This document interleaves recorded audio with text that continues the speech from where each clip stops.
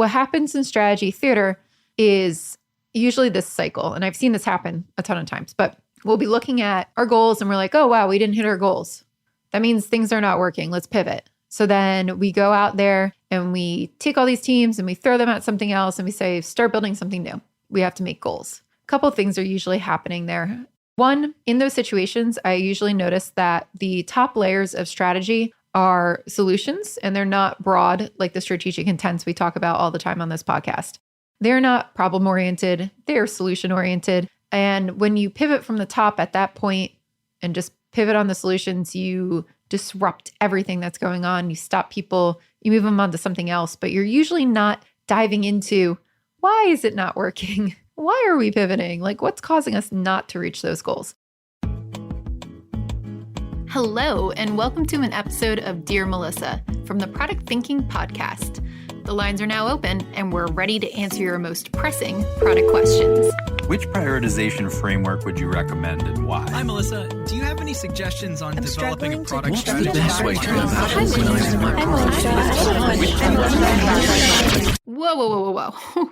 That's a lot of questions. All right, let's dive in.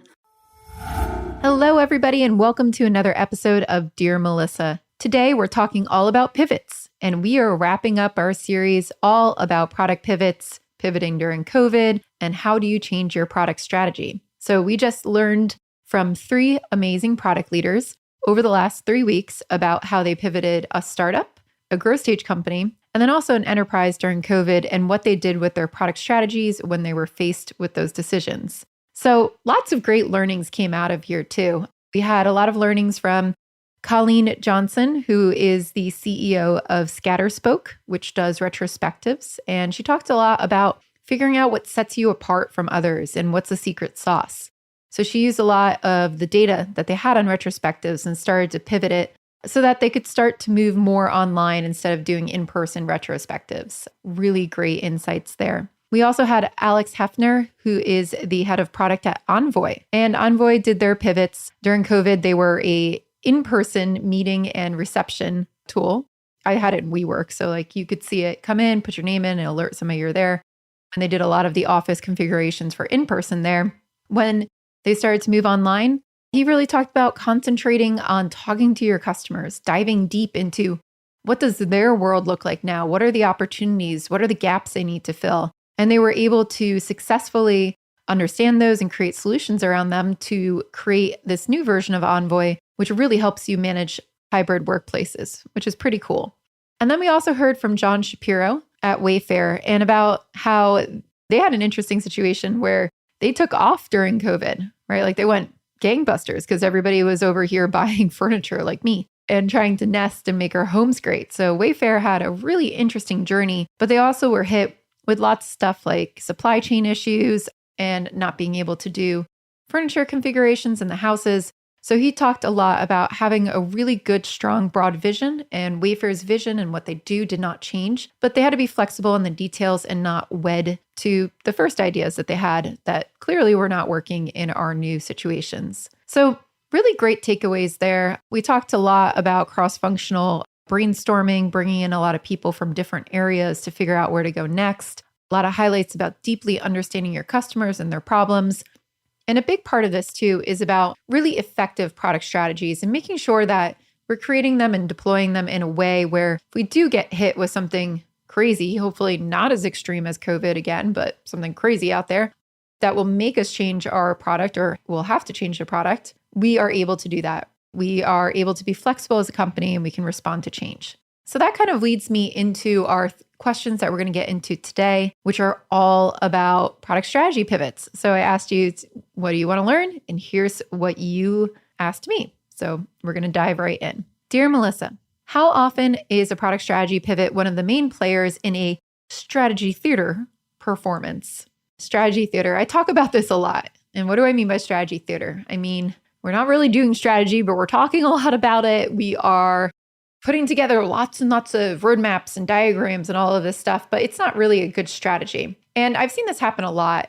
I will also say, when you see a product strategy pivot, you do have to ask yourself, are we just doing strategy theater or are we actually pivoting for good reasons? So here's what I look for when this comes out. you sometimes need to pivot. Let me just start with that. As we saw from our 3 guests over the last 3 weeks, pivoting is not bad, but you want to make sure that you're pivoting for the right reasons. Here are good reasons to pivot. When you realize that the problems of your customers have changed and you are no longer solving them in ways that work.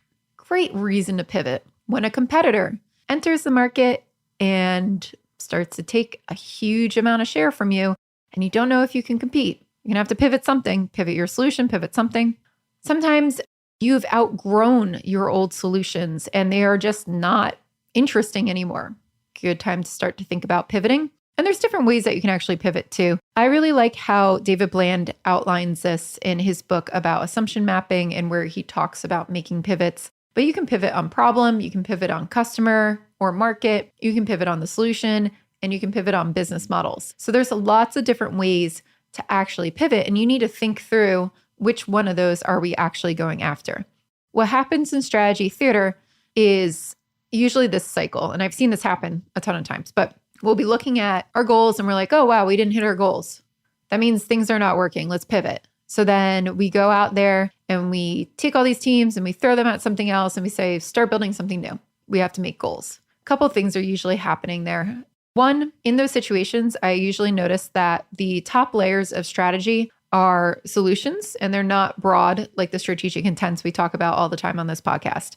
They're not problem-oriented, they're solution-oriented. And when you pivot from the top at that point and just pivot on the solutions, you disrupt everything that's going on. You stop people, you move them on to something else, but you're usually not diving into why is it not working? Why are we pivoting? Like what's causing us not to reach those goals? That's what happens a lot when we start pivoting and we start moving people around. The other thing too is you might not be tracking your goals correctly. So you have no insights if they're working or not. You might just be feeling like, hey, that's not working, but you have no reason why or what it's attributed to. Great way to do strategy theater, cause a pivot. Another thing with strategy theater too is that a lot of times we're peanut buttering in those situations where we're spreading everybody really thin across multiple initiatives that are super high level. And it takes a really long time to produce anything. So when we don't see results, we go, oh, let's pivot, change direction.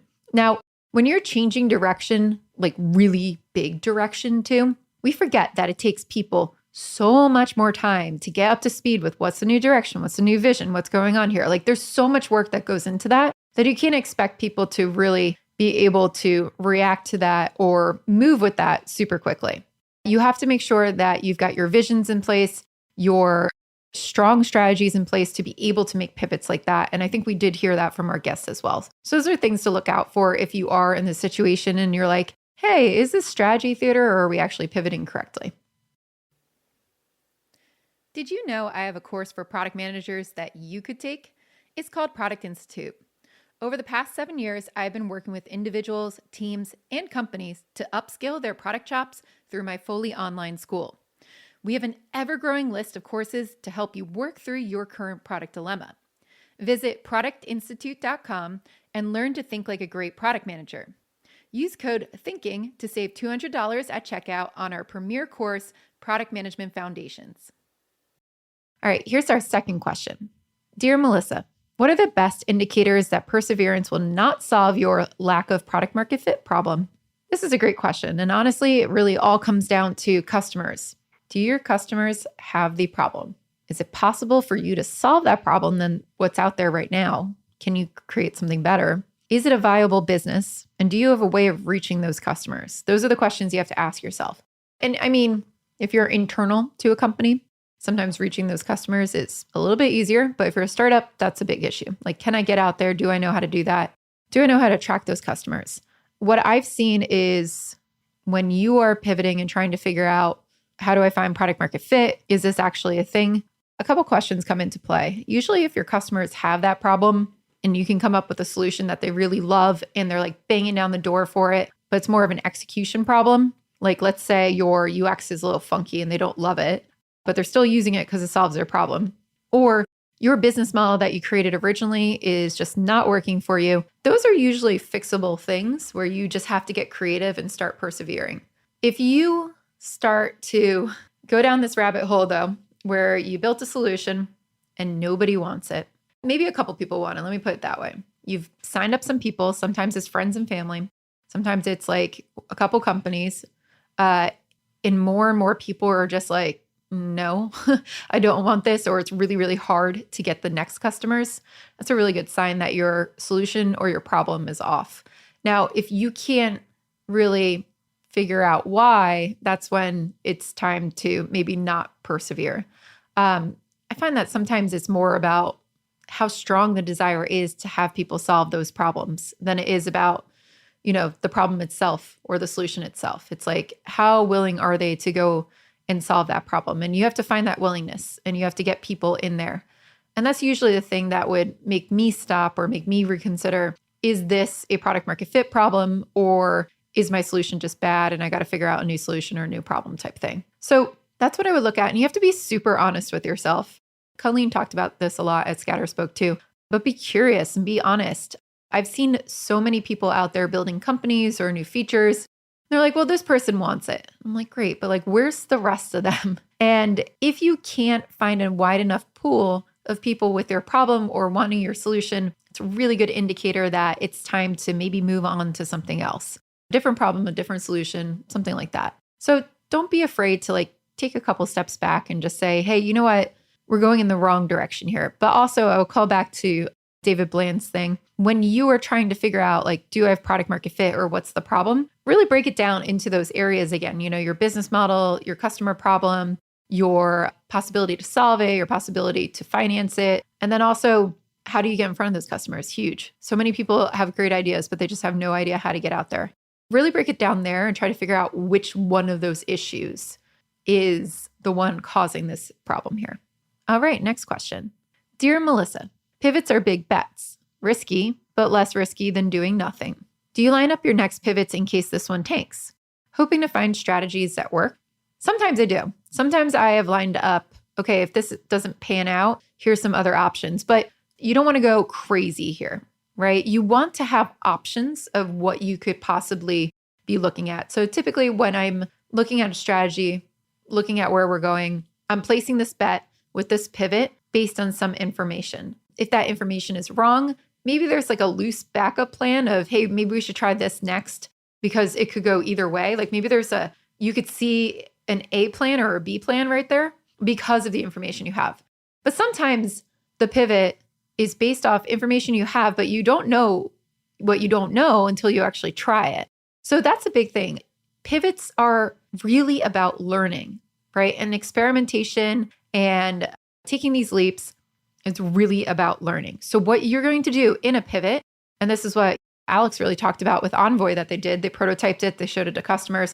They did small experiments, or they brainstormed what they could be doing after doing tons of customer research, did the small experiments, put them out there, and then learned from it and iterated on that. That's what you should be doing. So it shouldn't be about lining up like 18,000 tests that you're going to do just to see which one sticks. It's about deeply understanding, is this the problem that we're trying to solve here? What's the qualifications about the problem that we're trying to solve? What do people not have right now that we might be able to tap into? All of those different opportunities are what should be designing your product strategy pivot. So you should be taking all that data and all that information and using it to design your next way of going, and then testing that and getting feedback early to make sure that you're pivoting in the right direction. So that's really what I would be looking at. And sure, you can line up like 1 or 2 or 3 experiments to test and have like, hey, if this one's not really working, we might try this instead. But you want to treat everything like an experiment at this point until you find some traction. You really want to make sure that you're getting the feedback, iterating on it, and learning along the way, not just setting up a whole backlog of experiments to try and just running down them based on little bits of information that you currently have, right? Like you only know what you know right now. So now we got to go figure out what we don't know by testing. And then we should be going back into our backlog of experiments, adding new ones, taking away old ones, whatever we're going to do. Like don't try to put 40 experiments in a backlog based off what you know today. Test some things first and then go and design new experiments. You're just going to be like wasting your time building a big backlog of experiments of 40 of them. So it's okay to have a couple options. Not okay to have 8,000 options. So really stay in tune with your customers, learn from them, experiment, treat it as a hypothesis like we always talk about. All right, this is going to be our last question. Dear Melissa, I've been pretty effective at forming and evolving strategies within a team or an organization. But one thing I always find most difficult is communicating my strategy so other product managers and other folks outside of my direct organization can find it. Quite often, you don't find out a strategy is flawed or has overlapped or conflicts with other strategies until you're well into executing. How do you go about effectively communicating your strategy to a wider organization for product teams? So this is important too when you're pivoting and trying to explain these strategies at scale. But the one thing I can get from this takeaway and from this question is you're not doing this early enough. It sounds like your whole company is doing this, and I'm not calling you out effectively. Like, it sounds like everybody's doing this. You need to align on the high level stuff across the broader organization. And it could be very loose. It could be very big goals. And then you got to go and refine it. But you need to talk through the big stuff first, make sure you're all aligned, go work individually, and then meet earlier and earlier and earlier. If you spend all of your time designing these strategies without their input and then coming back and being like, ta-da, it's very much like we talk about doing a big bang product release without ever talking to your customers. So treat it like that.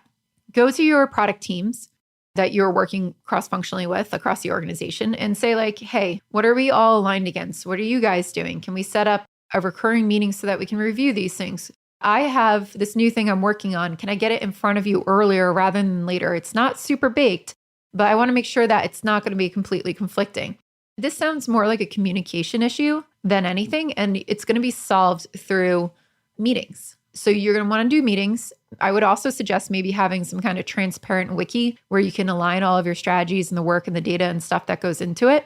So you can just pop in and see what other people are working on. But try to form that community with other product managers across the organization so you get together and talk about this super regularly. That's what's going to solve this. This is how other companies do it really well. You get together and you talk about it, and you don't wait, until it's super formed and you did all this work. And then it's like, that's not going to work because Gary over there, he's going to do something different. You don't want to wait that long, just like we don't want to wait that long to get customer feedback on our products when we talk to customers too. So treat it the same way, early and often feedback. All right, that's it for Dear Melissa this week. Also, really fun little thing that we're doing for Dear Melissas. We're going to try something called Leave Me a Voicemail on our website. So where you go to dearmelissa.com and usually submit your questions for us, you can also leave us a voice question so that we can stitch you into these podcast recordings, just like a little phone in, which is kind of cool. So I hope you would take advantage of that and leave me a voicemail. I'd love to hear all of your voices and hear who I'm talking to. It's very fun to read these, but it's even more fun to hear your voices. So please go to dearmelissa.com, leave me future questions. I would love to see them. And we will be back next Wednesday with our next episode of the Product Thinking Podcast. Make sure you subscribe and also like us if you enjoy listening to this so that more people can follow us. We'll see you next week.